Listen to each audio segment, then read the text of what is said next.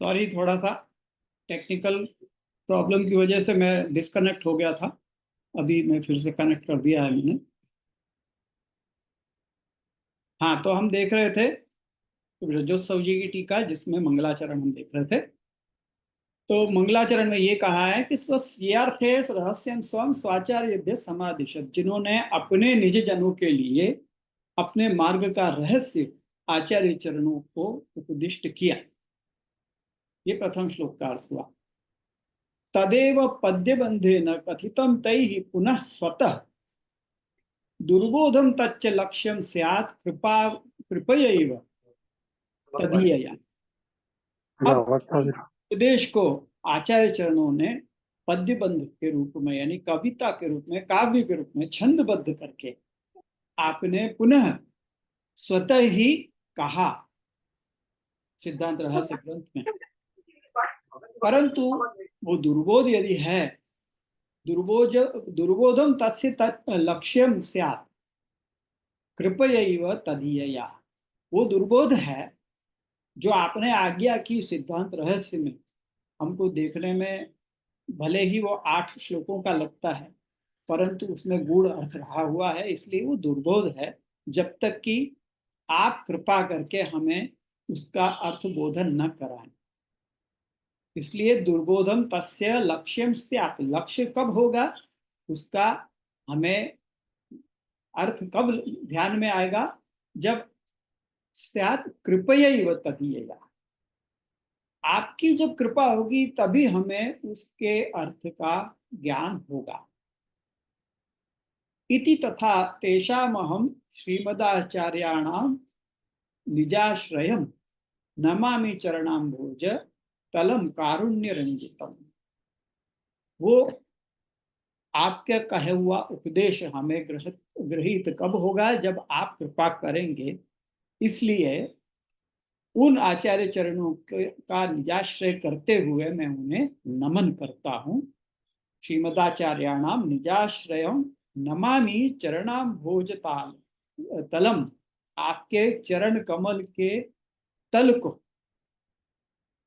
मैं नमन करता हूं, यानी मैं साष्टांग दंडवत प्रणाम करते हुए मैं नमन करता हूं। कारुण्य रंजितम, उन कारुण्य रंजित, क्योंकि आप करुणा से रंजित आपके वो चरण कमल हैं, अतः मैं उनको नमन करता हूं। ये तीसरे श्लोक का हुआ अर्थ। तो इस प्रकार का अर्थ हम मंगलाचरण का समझ के अब हम टीका की उत्थानिका देखते हैं प्रथम श्लोक की।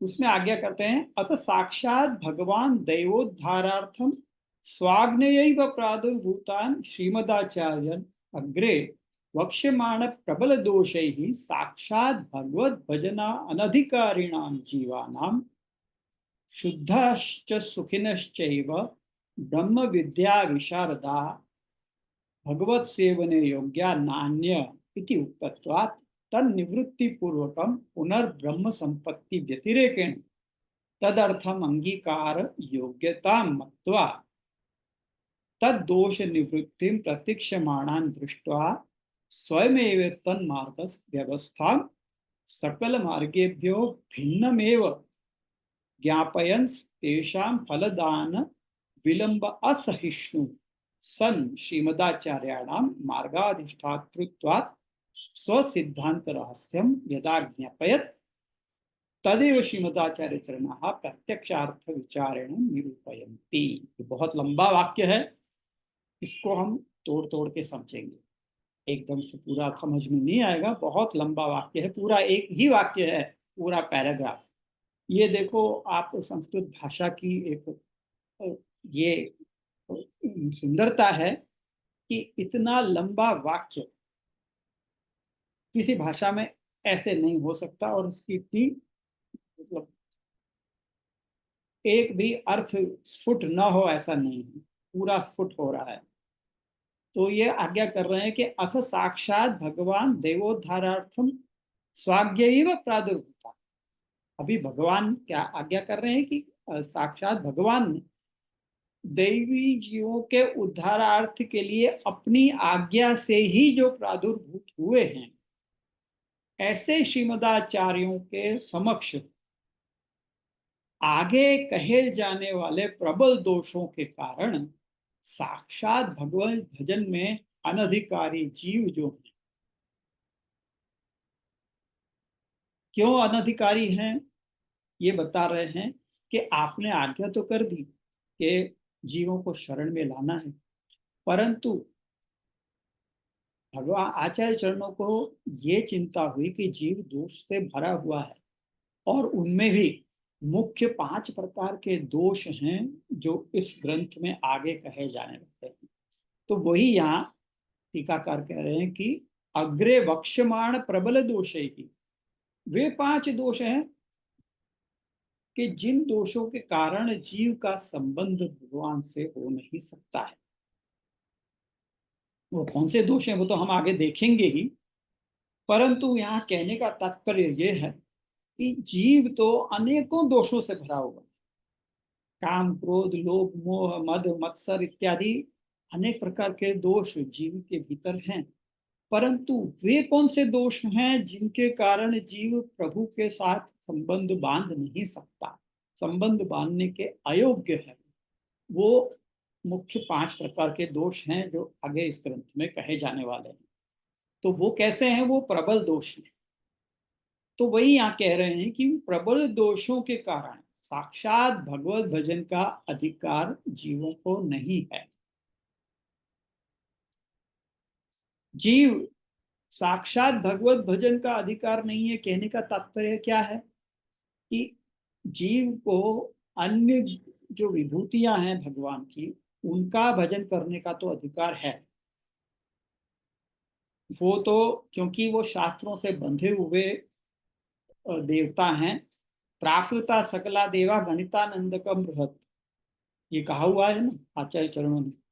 तो अन्य जो सभी देवता हैं वो सब विभूतियां हैं भगवान की, और उनका भजन करने का अधिकार जीवों को मिल जाता है क्योंकि वो शास्त्रों से बंधे हुए हैं, और जैसा शास्त्रों में कहा गया है उस प्रकार से यदि कोई करे तो उनको भजन का अधिकार मिल सकता है।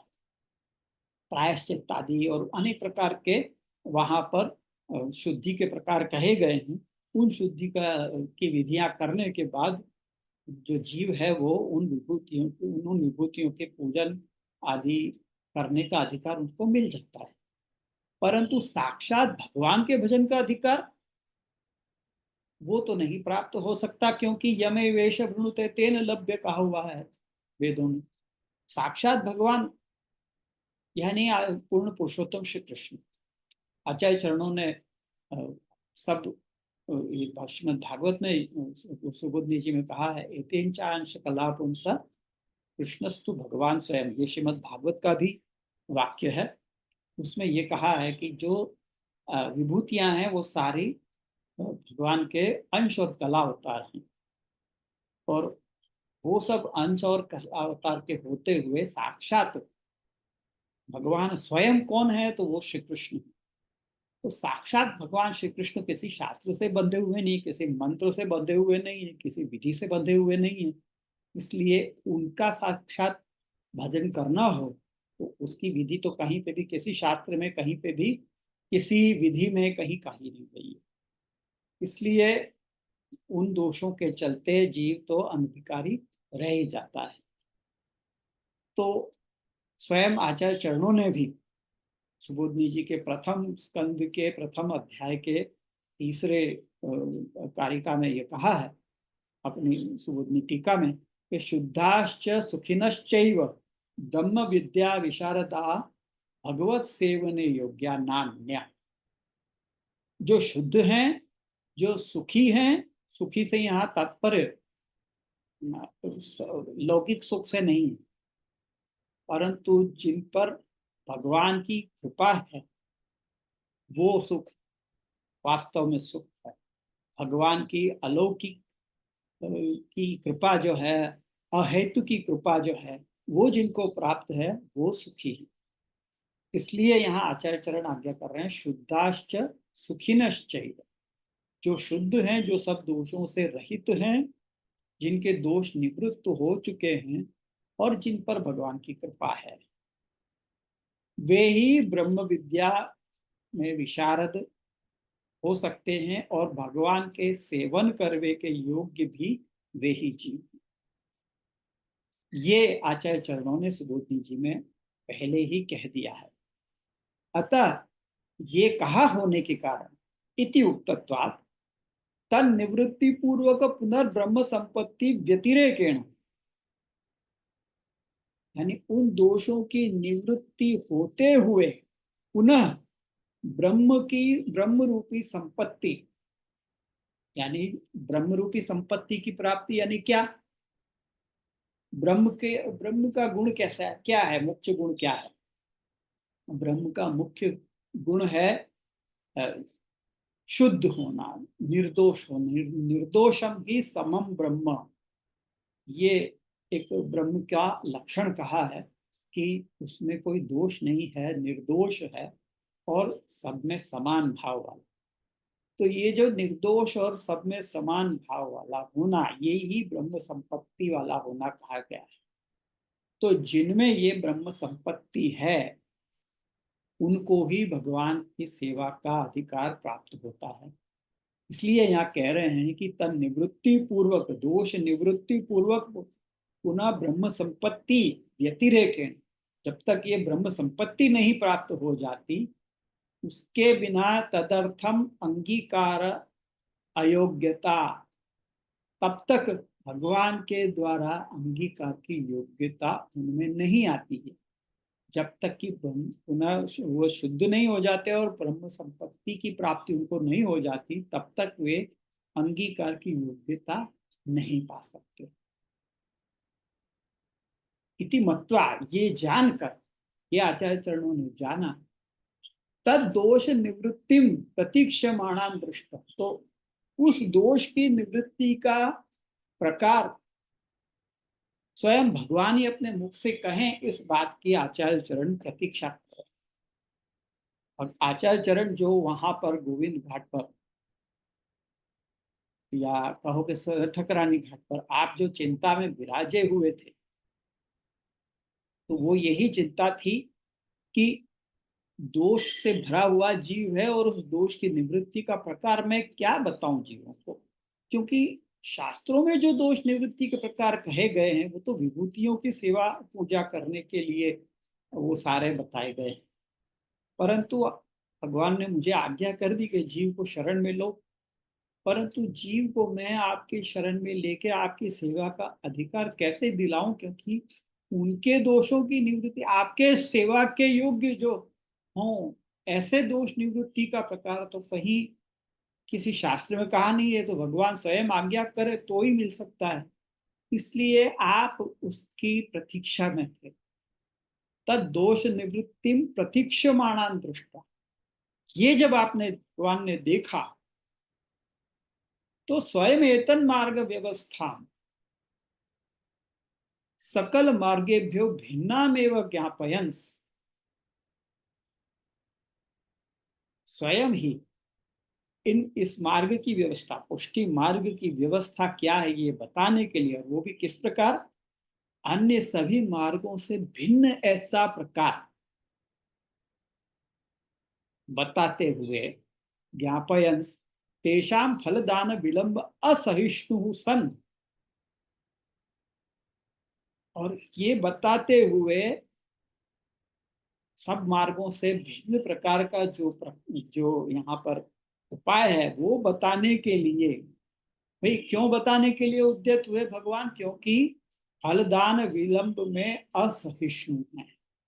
भगवान अपने भक्तों को फलदान करना चाह रहे हैं, परंतु ये दोष निवृत्ति का प्रकार उनको पता नहीं है, इस कारण से वो शरण में आ नहीं पा रहे हैं। इस कारण से उस कार्य में विलंब हो रहा है। भगवान का जो अपेक्षित कार्य है कि अपने भक्तों को उनके अयोग्य फल का दान करना है, पुष्टि जीवों को उनके योग्य जो फल है वो दान करना, पर वो दान नहीं हो पा रहा है क्योंकि वो जीव उस योग्य नहीं बन पा रहे हैं, दोष निवृत्ति का प्रकार पता नहीं होने के कारण।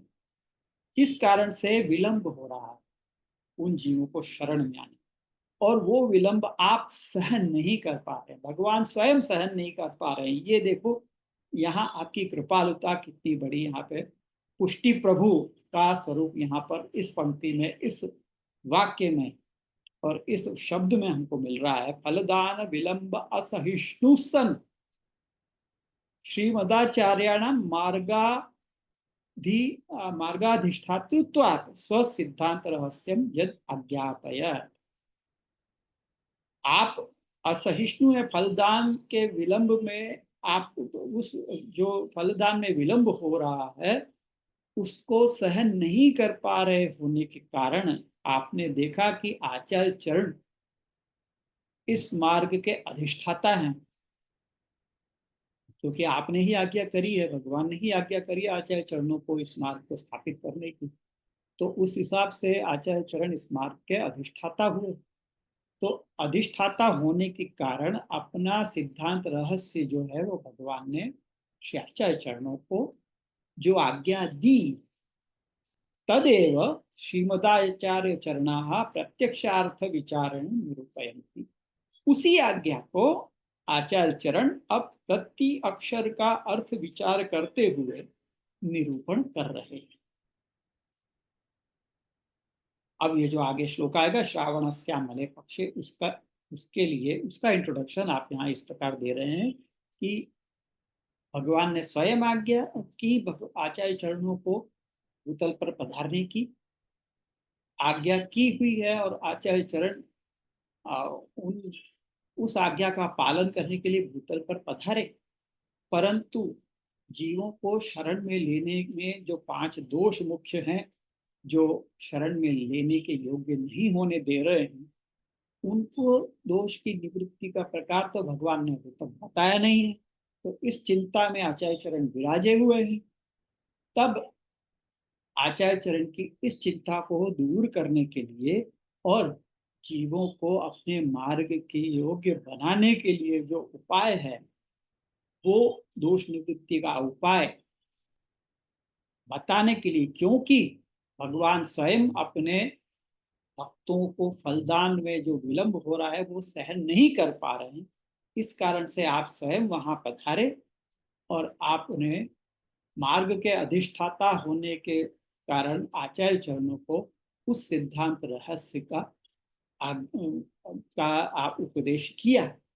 और उसी उपदेश को आचार्य चरण एक एक अर्थ का विचार करते हुए निरूपण कर रहे हैं इस ग्रंथ में, सिद्धांत रहस्य ग्रंथ में। तो वो प्रथम श्लोक जिसका ये है, श्रावणस्यामले पक्षे एकादश्याम महानिशि साक्षात भगवता प्रोक्तम तदक्षरशः उच्यते। तो इस प्रकार ये पहले श्लोक की उत्थानिका जो विजयोत्सव जी के द्वारा की गई वो हमने यहाँ पर देखी। अब हम पुनः अगली टीका देखते हैं जो कि गोकुलोत्सव जी की टीका है। उसको मैं यहाँ आपके सामने शेयर करता हूँ। ये स्क्रीन में आप देखिए, सिद्धांत रहस्य श्री गोकुलोत्सव कृत विवृत्ति समेतम। तो यहाँ पर भी गोकुलोत्सव जी भी मंगलाचरण से प्रारंभ कर रहे हैं। पिबत श्रीमदाचार्य चरणांबुज योर मधु यध्यानाद धांत माधुय मेधा मेधार्थ मादधे। श्री गोकुलोत्सव जी ऐसी आज्ञा कर रहे हैं इस मंगलाचरण में कि पिबत श्रीमदाचार्य चरणाम्बुजयोर मधु, हे भक्त, यहाँ पर भंवरे का उपमा देकर अपने भक्त को, पुष्टि भक्तों को भंवरे की उपमा देकर टीकाकार ये कहना चाह रहे हैं कि तू आचार्य चरणों के चरण कमल की मधु का पान कर। पिबत यानी पान कर। श्रीमदाचार्य चरणाम्बुजयोर मधु, श्रीमदाचार्य शब्द का तो अर्थ आप समझ ही गए हैं। चरणाम्बुज, चरण अंबुज, अंबुज अर्थात कमल। जल में उत्पन्न होता है, इसलिए अम्बु, जल अम्बु भी कहते हैं। अम्बुज, इसमें ज जो अक्षर जोड़ दिया गया है, प्रत्यय जोड़ दिया गया है, उसका अर्थ होता है उत्पन्न होना। कमल में उत्पन्न हुआ जो मधु है, कौन से कमल में? श्री आचार्य चरणों के कमल, चरण कमल में से जो उत्पन्न हुआ मधु है, उसका तू पान कर। और वो मधु कैसा है? यह ध्यानाद भांत माधुय मेधा मेधार्थ माधे।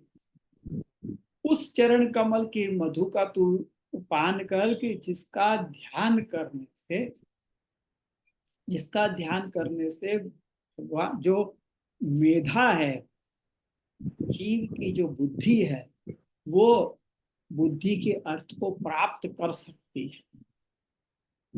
बहुत गूढ़ अर्थ है इसका। मेधा मेधार्थ मादधे, यहाँ कहने का तात्पर्य यह है कि मनुष्य को बुद्धि जो भगवान ने दी है, जो अन्य किसी योनि के जानवर को नहीं दी है, किसी पशु को नहीं मिली है बुद्धि, जो मनुष्य को अन्य पशुओं से जो अलग करती है, पृथक करती है, वो है उसकी बुद्धि। और वो बुद्धि तभी सार्थक होती है जब वो बुद्धि भगवान तक पहुंचा सके।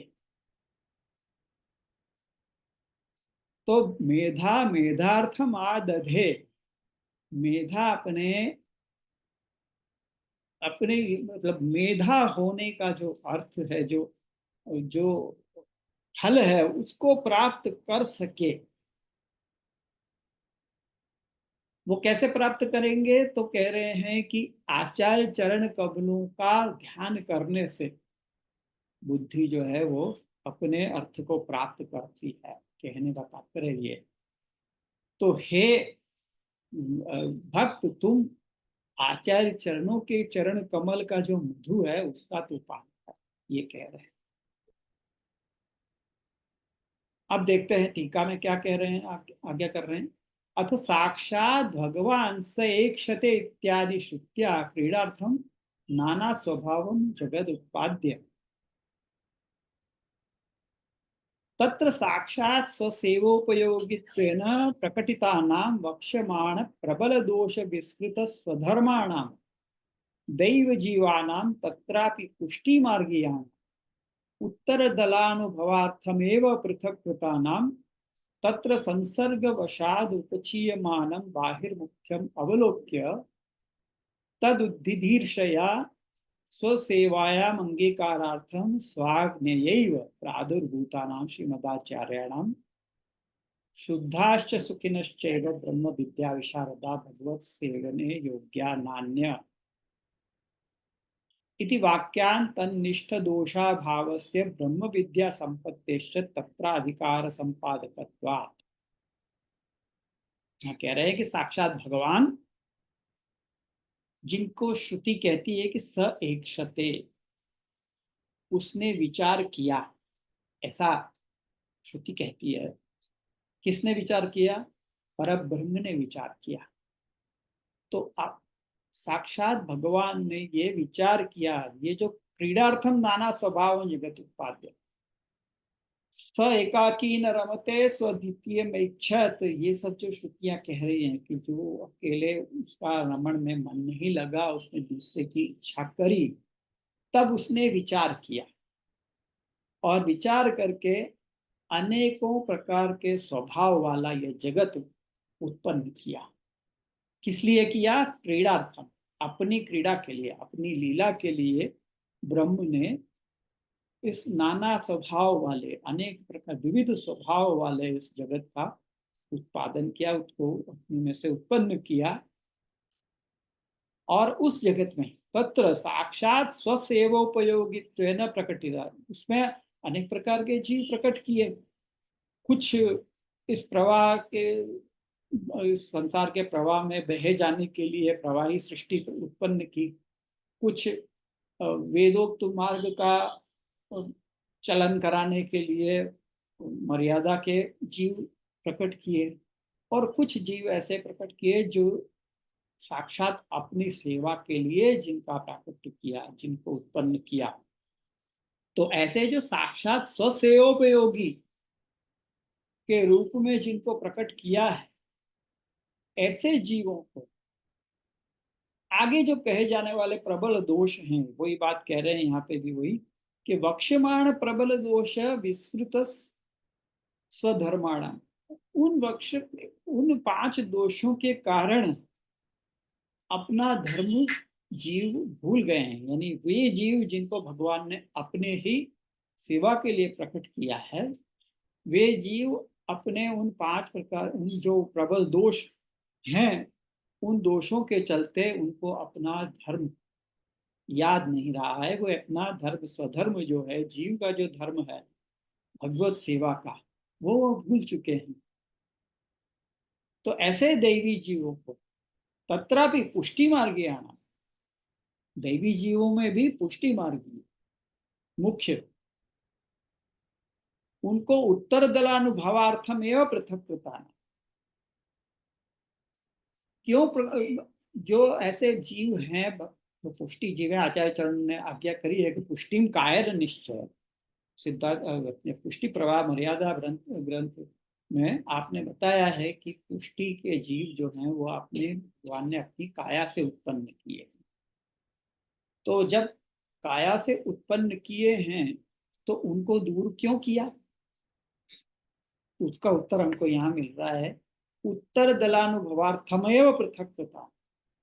भगवान ने अपने में से उत्पन्न किया, अपनी काया से उत्पन्न किया पुष्टि जीवों को, और उनको उत्तर दल का अनुभव कराने के लिए। उत्तर दल यानी विप्रयोग। 2 दल है, श्रृंगार के 2 दल हैं, संयोग और विप्रयोग। संयोग पूर्व दल कहा गया है और विप्रयोग उत्तर दल कहा गया है।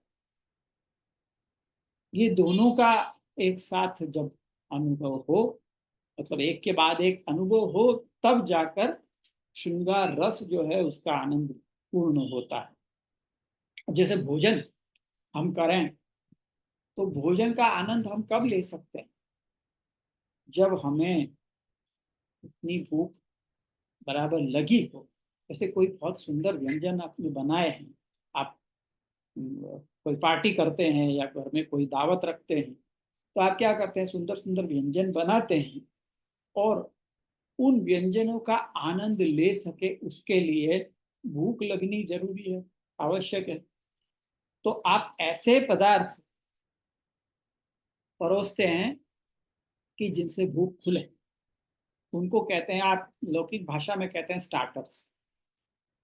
तो वो स्टार्टर्स क्यों दिए जाते हैं, ताकि भूख खुले, क्योंकि भूख खुलेगी तभी जाकर आप उस व्यंजन का आनंद ले पाओगे, अन्यथा आप ले नहीं पाओगे, भूख ही नहीं लगेगी। तो इसी प्रकार यहाँ भगवान का स्वरूप रस रूप है, परंतु उस रस रूप का आनंद लेने के लिए आपको विप्रयोग का अनुभव हो तो ही आप उसका आनंद ले पाओगे। संयोग का आनंद कब आएगा, जब विप्रयोग का हम अनुभव कर चुके। इसलिए उत्तर दल का अनुभव कराने के लिए अपने से अलग किया है। वही बात यहाँ कह रहे हैं कि तत्रापि पुष्टि मार्गीयाम उत्तर दलानुभवार्थमेव पृथक कृता नाम, उसी के लिए पृथक किए हैं, अन्य कोई कारण नहीं है पुष्टि जीवों को अपने से अलग करने का। भगवान का एकमात्र यही उद्देश्य है कि उनको उत्तर दल का अनुभव हो, विप्रयोग का अनुभव। तत्र संसर्ग वशाद उपचीयमानम बाहिर मुख्यम अवलोक्य।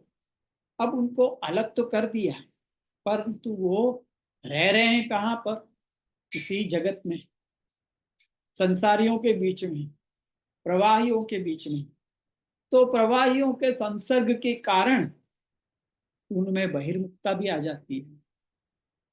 तो संसर्गवशाद उपचीयमानम बाहिर्मुख्यम अवलोक्य, तो वो देखकर, उनका बहिर्मुखता देखकर, तद उद्दीर्षया, उनका उद्धार करने की आपको इच्छा हुई। उद्दीर्षा का अर्थ है उन जीवों का उद्धार करने की आपको इच्छा हुई। इच्छा होने के कारण स्वसेवायाम अंगीकारार्थम स्वाग्नेयैव प्रादुर्भूतान श्रीमदाचार्य। अपनी सेवा के लिए अंगीकार कराने के लिए अपनी ही आज्ञा से आचार्य चरणों को आपने भूतल पर प्रकट होने की आज्ञा दी। इसलिए अपनी ही आज्ञा से प्रादुर्भूत हुए ऐसे आचार्य चरणों को शुद्धाश्च सुखिनश्चैव ब्रह्म विद्या विशारद, ये हमने पिछली बार भी पिछली टीका के उसमें भी देख लिया। उसमें भी इसी जो पंक्ति का उल्लेख वहां पर आया है सुबुद्धि जी की। तो शुद्ध और सुखी जो हैं वो ही और ब्रह्म विद्या विशारद है, और कोई भगवत सेवा के योग्य है, अन्य नहीं। ये वाक्य इति वाक्यात, ये वाक्य में जो कहा है उसी के अनुसार उनमें रहे हुए दोषों का अभाव कराने के लिए, उन दोषों को दूर करने के लिए और ब्रह्म विद्या संपत्ति कराने के लिए, ब्रह्म विद्या की प्राप्ति कराने के लिए तत्र अधिकार संपादकत्व, क्योंकि उसी से भगवत सेवा का अधिकार प्राप्त हो सकता है। ये आपने इसी पंक्ति में कह दिया है पहले, शुद्धाच सुखिनश्चैव ब्रह्म विद्या विशारदा भगवत सेवन योग्या न अन्य। तो अधिकार उनको तभी मिल सकता है जब वे शुद्ध और सुखी होंगे। प्रतिपादका नाम तत्त शास्त्रोक्ता नाम यंत्रादीनाम कलौ दश सहस्राणी इत्यादि वाक्यात तिरोहित देवतात्वात् अनधिष्ठाता नाम तद साधकत्वात् कथम एतेषां दोष निवृत्ति ही। मतलब आपने तो कह दिया कि शुद्ध और सुखी जो है वही ब्रह्म विद्या विशारद है और वही भगवत सेवा के योग्य हैं, परंतु जो शास्त्रों में कहे हैं मंत्र आदि कि भाई फलाने मंत्र का पाठ करो, फलानी फलाने जो वो प्रायश्चित्त का जो कर्म है वो करो तो दोष दूर हो जाते हैं, परंतु कलौ दश सहस्राणी की वाक्यात तिरोहित देवतावत्वात्, कला कलियुग में क्या हो गया है, कलियुग में ये हो गया है कि मंत्र के अधिष्ठाता देवता ही तिरोहित हो चुके। जो मंत्र शास्त्रों में कहे गए हैं उन सब मंत्रों के अधिष्ठाता देवता होते हैं। जब तक वो देवता की उपस्थिति न हो तब तक मंत्र में रहे हुआ जो अर्थ है वो सिद्ध नहीं होगा। मंत्र तो दे दिए जाते हैं पर उनके देवता यदि अधिष्ठाता न हो तो मंत्र कोई काम के नहीं। तो क्योंकि ये कली काल है इस कारण से यहाँ पर तो देवता तिरोहित हो चुके हैं। आचार्य चरणों ने शास्त्र ग्रंथ में कहा ही है, सर्वमार्गेषु नष्टेषु कलौ च खल धर्मिणी पाखंड प्रचुरलोके कृष्ण एव गतिर्मम। तो मंत्रों से उनके अधिष्ठाता देवता तिरोहित हो चुके, तिरोहिता अर्थ देवेशु। तो वो हो जाने के कारण वो असाधक हो गए, मंत्र जो है वो असाधक हो गए हैं। तो इनकी दोष निवृत्ति कैसे होगी? कथम एतेषां दोष निवृत्ति ही कथम च विद्या ब्रह्म विद्या अनुपुण्यम, ब्रह्म विद्या की निपुणता भी इनमें फिर कैसे आएगी जब मंत्र ही काम के नहीं रहे, उन मंत्रों द्वारा शुद्धि हो नहीं सकती, तो ब्रह्म विद्या भी प्राप्त नहीं हो सकती, ब्रह्म विद्या में ये निपुण भी नहीं हो सकते। कथम च भगवत सेवोपदेश कर्तव्य, फिर उनको भगवत सेवा का उपदेश में कैसे करूं, ये चिंता है कि न तो इनके मंत्र में शक्ति रही है, मंत्र में शक्ति नहीं होने के कारण ये सब तो ये मंत्र तो असाधक हो गए हैं, कोई भी कर्म भी असाधक हो गया है क्योंकि उनके भी अनिष्ठाता देवता अब रहे नहीं है। तो ब्रह्म विद्या में निपुणता इनको कैसे होगी? वो नहीं हो सकती। फिर वो नहीं हो सकती तो भगवत सेवा का उपदेश भी इनको मैं कैसे करूं? इति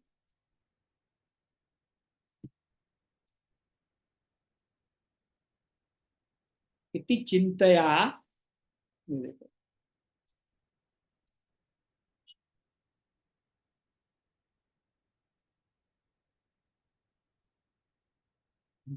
इति विचार परतां मत्वा स्वयं पुष्टि मार्ग व्यवस्थां सकल मार्गेभ्यो भिन्नामेव ज्ञापयन तेषां फलदान विलंबा सहिष्णु। वही वाक्य है, वही शब्द यहाँ पर भी लिए गए हैं, तो उसमें ज्यादा विचार करने की बात नहीं है। इस विचार में डूबे हुए आचार्य चरणों को देखकर स्वयं पुष्टि मार्ग व्यवस्था अन्य सभी मार्गों से भिन्न ऐसी व्यवस्था बताने के लिए और फलदान विलंब सहन नहीं करते हुए अपने सिद्धांत का रहस्य जो कहा, तदेव कदा कस्मिन् काले केन प्रकारेण आज्ञा इति प्रकाशयन्तः श्रीमदाचार्य चरणाः स्वकीय शिक्षार्थं प्रत्यक्षर विचारेण निरूपयितुं प्रतिजानते।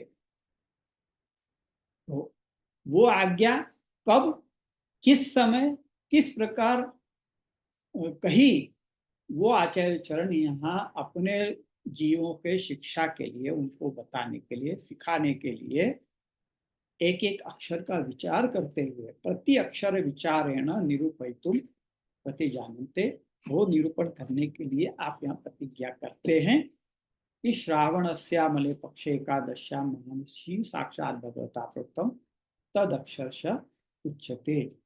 इस प्रकार प्रथम श्लोक की उत्थानिका यहाँ पर भी गोकुलोत्सव जी की भी जो है वो ब्रजोत्सव जी की टीका के समान लगभग वो ही सारे शब्द हैं, कोई नए शब्द नहीं है। इसलिए ये इस प्रकार से इसकी उत्थानिका हमने यहाँ देखी। अब हमारे पास और 10 मिनट का समय है, तो हम अगली भी टीका देख लेते हैं। साथ ही साथ ये श्री हरिराय जी की टीका है, परंतु वो पूरी पद्य में है, पोएट्री फॉर्म में है, तो इसलिए मैं चाहता हूँ कि उसको हम अलग से लें। हरिराय जी की टीका हम इसके साथ में, सब टीकाओं के साथ में न लें। तो एक बार ये सारी टीकाएं हो जाएंगी, उसके बाद हम हरिराय जी की टीका का अलग सेशन रखेंगे, उसमें हम समझेंगे, क्योंकि बाकी सारी टीकाएं जो हैं वो सब प्रोज फॉर्म में हैं, केवल एक श्री हरिराय जी की टीका है जो पोएट्री फॉर्म में है, इसलिए उसका थोड़ा फॉर्मेट अलग है। तो उसको हम अलग प्रकार से उसको समझने के लिए हमको अलग से पूरा डेडिकेटेड समय उसके लिए हमको देना होगा। इसलिए हम वो टीका अभी न लेके, साथ में न लेके, उसको अलग से हम लेंगे अवश्य, परंतु वो अभी नहीं लेंगे। तो हरिराय जी की टीका को छोड़ के हम आगे की टीका देखते हैं। विठलेश्वर जी की टीका। विठलेश्वर जी सिद्धांत रहस्य श्री विठलेश्वर विरचित विवृति समेत। श्री हरि श्रीमदाचार्या स्वप्रकटित शुद्ध पुष्टि मार्गीय मार्गानभिज्ञान स्वमार्गीय सिद्धांत जिज्ञासून स्वसेवकान प्रति कृपया पुरुषोत्तम सिद्धांतम निरूपयन्ति श्रावणस्यामले पक्षेति। ये सीधी सीधी विठलेश्वर जी अपने विषय पर ही आ जाते हैं। मंगलाचरण इत्यादि यहाँ पर उन्होंने करने में समय न देते हुए आप सीधे सीधे विषय पर आ रहे हैं। श्रीहरि कहते हुए, श्रीहरि से ही, शब्द से ही उनका मंगलाचरण हो जाता है, इसके लिए कोई श्लोक आदि की आवश्यकता नहीं है। ये एक short and sweetest form of मंगलाचरण है। हम कहीं पर भी, हमको जैसे पत्र लिखते हैं या कहीं पर भी कुछ शुभ हमको लिखना होता है, तो मंगलाचरण यदि हमको ना आता हो तो हम केवल एक श्री हरि शब्द लिख दें तो भी वो मंगलाचरण हो जाता है। उसी भाव से यहाँ पर श्री विठलेश्वर जी ने भी भगवान का केवल श्री हरि लिख कर मंगलाचरण कर दिया। इसलिए हम ये नहीं कह सकते कि विठलेश्वर जी ने मंगलाचरण नहीं किया है, ये श्री हरि शब्द में ही सब कुछ आ जाता है, इसलिए ये उनका मंगलाचरण हुआ। क्योंकि भगवत स्मरण कहते हैं ना कि यस्य स्मृत्या च नामोक्त्या तपो यज्ञ क्रियादिषु न्यूनम संपूर्णता याति सद्यो वंदे तमच्युतम। जिनका स्मरण करने से और नामोच्चारण करने से सारे जो कमी जो कुछ भी हो रह गई हो कृति में, वो पूर्ण हो जाती है। न्यूनम संपूर्णता में आती, न्यून जो है, जो कुछ भी कमी है वो पूरी हो जाती है। ऐसे भगवान का नाम लेकर हम शुरू करते हैं, तो इसलिए यहाँ पर श्री हरि कहने से मंगलाचरण हो ही गया है 100%, इसमें कोई संदेह नहीं है। तो इस प्रकार यह शॉर्ट मंगलाचरण करके विठलेश्वर जी अपने विषय पर आते हैं कि श्रीमदाचार्य स्वप्रकटित शुद्ध पुष्टि मार्ग अनभिज्ञान जो आचार्य चरण अपने प्रकटित पुष्टि मार्ग से जो अनभिज्ञ है, जो नहीं जानते इसको पूर्ण तरह से, उन स्वमार्गीय सिद्धांत जिज्ञासु, ऐसे अपने पुष्टि मार्गीय सिद्धांत को जानने के इच्छुक जिज्ञासुन स्वसेवकन, ऐसे अपने सेवकों को कृपा पूर्वक प्रति कृपया, उन सेवकों के प्रति कृपा करते हुए पुरुषोत्तम सिद्धांतम निरूपयन्ति, पुरुषोत्तम सिद्धांत बता रहे हैं। भगवान का जो सिद्धांत है, जीव के दोष दूर होने का जो सिद्धांत है, वो अपने भक्तों को, अपने सेवकों को आप बता रहे हैं। निरूपयन्ति श्रावणस्यामले पक्षे। तो इस श्रावणस्यामले पक्षे, इस श्लोक में पुरुषोत्तम के सिद्धांत को यहाँ पर प्रारंभ कर रहे हैं आचार्य चरण इस पहले श्लोक से, ऐसा श्री विश्लेश्वर जी अपनी विवृत्ति में कह रहे हैं। तो इस प्रकार आज हमने ये 3 जो है टीकाएं वो देखी, श्री ब्रजोत्सव जी की, श्री गोकुलोत्सव जी की और श्री विठलेश्वर जी की। श्री हरिराय जी की टीका हम अलग से देखेंगे सब टीकाओं को हो जाने के बाद। तो इस प्रकार से यहाँ पर हमने ये 3 जो हैं वो देखे। अब इसके ऊपर आज यहाँ पर विराम लेते हैं। जैसा कि हमेशा होता है कि पहली क्लास में हमेशा जो भी उपस्थिति होती है वो दूसरी क्लास के आते आते वो जो संख्या है वो आधी हो जाती है। तो पिछली बार कुछ 28 जितने 28 29 जो 30 जितने होंगे, तो आज हमारे पास 18 विद्यार्थी रह गए हैं और अगली कक्षा में इससे भी शायद छट जाए, तो शायद 8 ही रह जाएं, तो हो सकता है। इसलिए उसके ऊपर हम ध्यान ना देते हुए हम ये देखते हैं कि आज हमारा जो सेशन हुआ है उसमें आपको कोई समस्या है, कुछ प्रश्न है, तो वो आप कर सकते हैं। मैं आपको उसके लिए 5 मिनट देता हूँ, तो आप अपना हाथ ऊपर करके आप पूछ सकते हैं। मैं ये माइक अब बंद कर दे रहा हूँ क्योंकि इसकी शायद बैटरी खत्म हो गई है, तो ये काम नहीं करे शायद, क्योंकि वो बैटरी फ्लैश कर रही है, लाइट फ्लैश कर रही है। हाँ, तो आप लोगों को कोई प्रश्न है तो आप पूछ सकते हैं।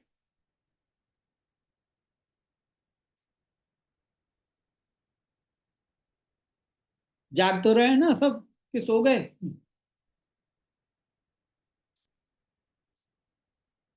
हाँ, जाग रहे हैं ना? हाँ चलो, मिलोनी बहन और विपुल भाई जाग रहे हैं, बाकी सब सो गए।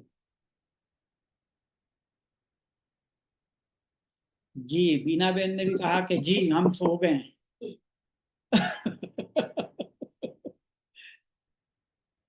तो कोई प्रश्न नहीं है। विपुल भाई क्या कहना है आपका? दंडवत जी हाँ उमंग भाई बोलो। જે જરાક હાથ ખાસા કરવા ગયો હતો એટલા માટે નહોતું. अच्छा अच्छा। હા હા હા જે આજનો તો જે પહેલો શ્લોક હતો એમાં તો એ જ આમાં સમજમાં આવ્યું કે ભાઈ આપણા જે આપણે લાસ્ટમાં ચર્ચા કરી હતી કે ઠાકોરજીને જે ચિંતા થઈ, हाँ આચાર્ય ચરણની જે ચિંતા થઈ કે ભાઈ જે જીવ દોષોથી ભરેલો છે हाँ। તો એ ઠાકોરજીની સન્મુખ કેવી રીતે થાય, તો એ સમયે જે છે એના નિવારણાર્થ ઠાકોરજીનું પ્રાગટ્ય થયું શ્રાવણ મહિનાના એકાદશીના રાત્રિના. એનો જે આ પેલો શ્લોક છે કે કેવી રીતે થયું, અને બાકી તો જે છે એ આખું મંગલાચરણ જ હતું આજે. હા, મેં કીધું ને કે આની સ્થાનિકા જ આપણે જોઈ છે, હજી આપણે શ્લોક સમજવાની શરૂઆત હજી થઈ નથી, હજી સુધી આપણે કેવલ એનું ઇન્ટ્રોડક્શન જોયું છે. હા હા હા.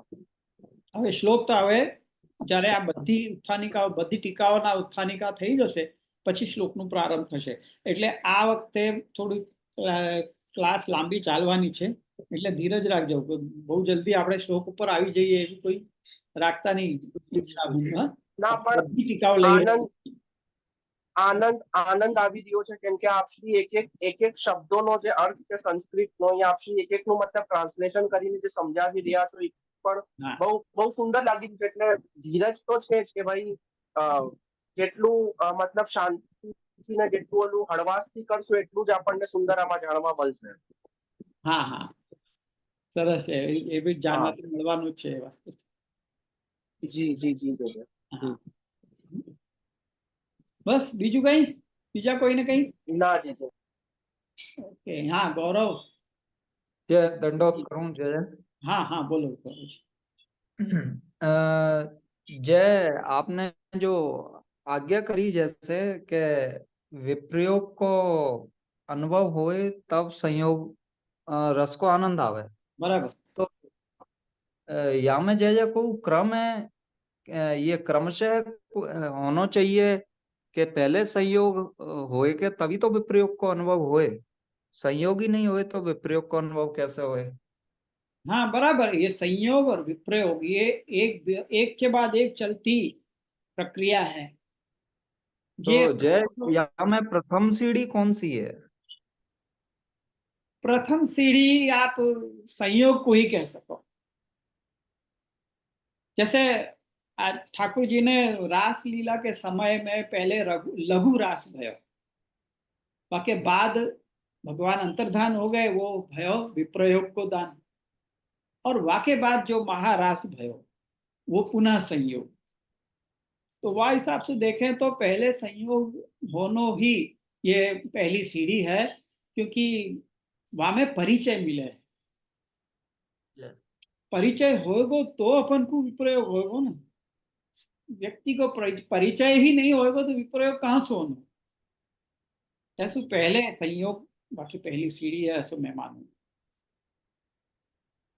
जय बिल्कुल हाँ और दंडवत प्रणाम जय जय। हाँ दीपेश भाई आशीर्वाद।